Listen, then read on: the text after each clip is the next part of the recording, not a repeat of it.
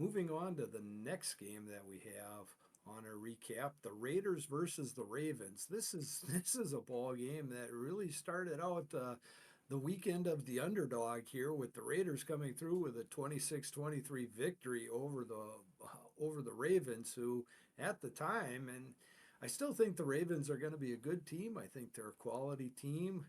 I'm starting to question myself whether they're a top 10 team. Um, Gardner Minshew did it last year, though. He took the Colts into Baltimore and beat the Ravens, and this year he took the Raiders into Baltimore and beat the Ravens.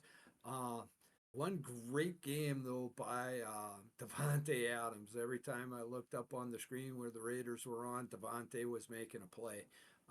Just shows you what quality individuals and why you want to look at overall team strength uh, really comes into play.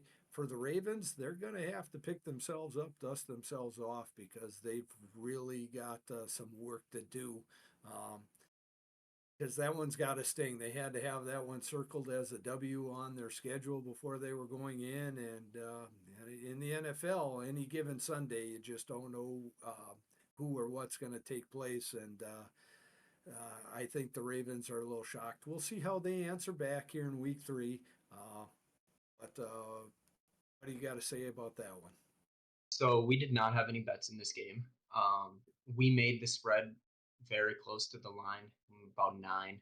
And once again, we projected the Ravens exactly on at 23 points, which was nice to see. Raiders was off, obviously. Also leaned towards the under in that one.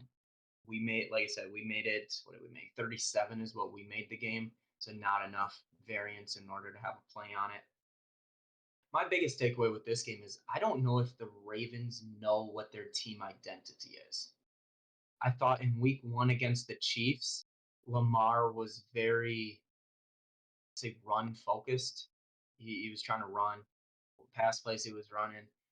They didn't do a ton of read option in that first one, where in this game, Lamar only had 5 carries, 45 yards with a long of that 25-yard run. But, I mean, I don't know. Something's just off with the Ravens, I think, right now. Not quite sure why. And then as far as the Raiders go, they're going to have to figure out something on the ground.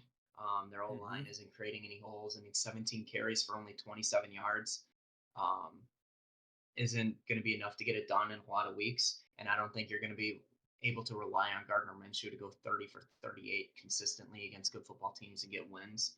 But that being said, I mean, they walk out of here with a win, 1-1, and the Ravens are 0-2. So, I mean, obviously something worked out for them. But I think this is more of a problem for the Ravens than it is applauding. I mean, the Raiders, they did what they needed to do, but the defense for the Ravens made Vegas completely one dimensional and still couldn't get out of here with a win. And obviously there was the questionable, I'll say, pass interference call with Devontae in the end zone. I mean, there was some contact there. Was it enough to get a call? I don't know.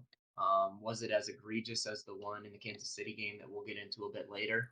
No, it wasn't that blatant. But I mean, at the end of the day, again, congratulations to the Raiders. They got it done. Yep. Yeah. No, at the end of the day, if you've got more points than your opponent, that always goes for a W for you, and that's Only all thing that that really matters. matters. Yep, that's the only thing that matters at that level. And once again, congratulations to the Raiders and Coach Pierce for walking away, playing in a tough environment, and getting a W.